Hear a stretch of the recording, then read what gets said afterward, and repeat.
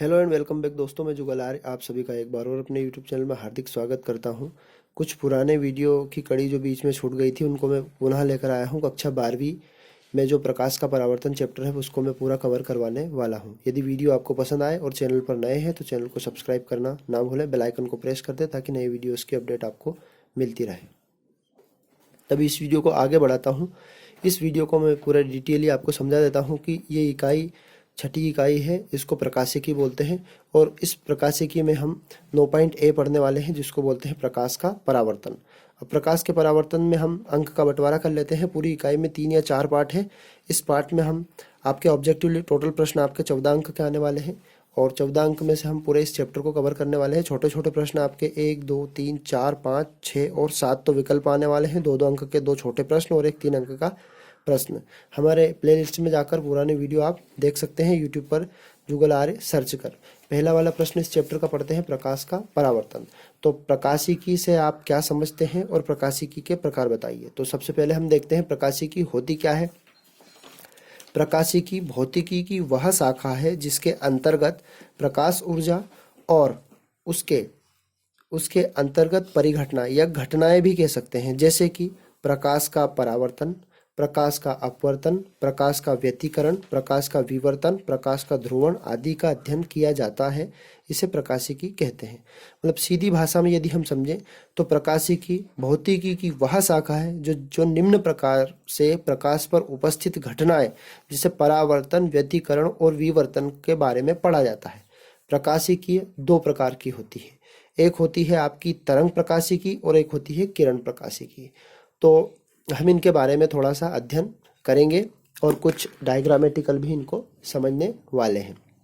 तो पहले हम इसके बारे में डिटेल पढ़ने की जरूरत नहीं। किरण से संबंधित प्रकाशिकी किरण प्रकाशिकी और तरंग से संबंधित प्रकाशिकी को तरंग प्रकाशिकी कहते हैं। कई वर्षों विगत वर्षों में जो प्रश्न आया है वो पहला प्रश्न हमने कवर किया। अब अगला प्रश्न देखते हैं। कई विगत वर्षों में प्रश्न आया है हमारा प्रकाश का परावर्तन। तो परावर्तन से संबंधित हम महत्वपूर्ण प्रश्नों को आज पढ़ने वाले हैं। ये क्योंकि 2 नंबर या 3 नंबर का जो चैप्टर है इसमें से ये आपके एग्जाम में आने की इसकी प्रबल संभावना है। तो पहले हम देखते हैं, प्रश्न को थोड़ा पढ़ लेते हैं। प्रकाश के परावर्तन से आप क्या समझते हैं, परावर्तन के नियम और किरण आरेख सहित इसको समझाइए। तो हम देखते हैं किसी भी कहीं सब पर भी प्रकाश विद्युत या प्रकाश प्रभाव अगर उत्पन्न होता है और किसी सतह से वो टकराता है तो वह प्रकाश टकराने पर वापस से उसी माध्यम में लौट जाता है। तो हम देखते हैं, पहले हमने डाली हेडिंग, प्रश्न हमने नोट किया। इन प्रश्नों को आप वीडियो को रोककर भी देख सकते हैं या स्क्रीनशॉट भी इनका ले सकते हैं। तो परावर्तन देखते हैं। प्रकाश का किसी सतह से टकराना, सतह वो कैसी हो सकती है, चमकदार हो सकती है, चिकनी हो सकती है या समतल हो सकती है। प्रकाश का किसी सतह से टकराकर उसी माध्यम में वापस आ जाना या लौट जाना, जिस माध्यम से वह प्रकाश की किरण आई है उसको प्रकाश का परावर्तन कहते हैं। अब परावर्तन के बारे में यदि उसने बोला कि इसका किरण आरेख भी बनाइए तो किरण आरेख आपका इस प्रकार से बनेगा। पहले यहाँ से कोई सा एक पुंज, प्रकाश पुंज उत्पन्न हुआ जहां से किरण निकली और ये सतह हो गई आपकी, समतल सतह हो गई मान लो।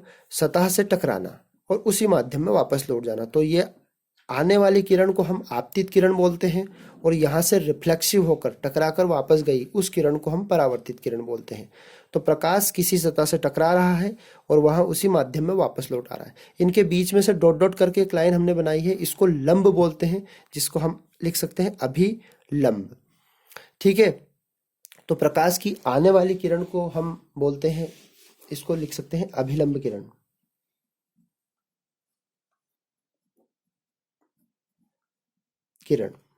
अब हम देखते हैं अभिलंब किरण के बाद आने वाली किरण से बनने वाला कोण उसको आपतन कोण बोलते हैं और जाने वाली किरण से बनने वाले कोण को हम परावर्तन कोण बोलते हैं।